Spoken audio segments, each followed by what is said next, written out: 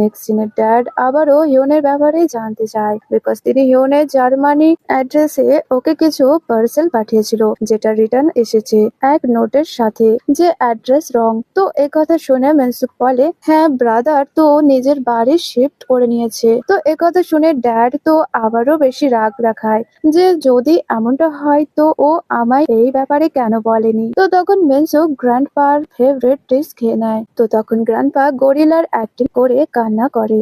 ব্রেকফাস্টের পরে মেনসুক হিউনকে কল করে, বাট ফোন সুইচ অফ ছিল।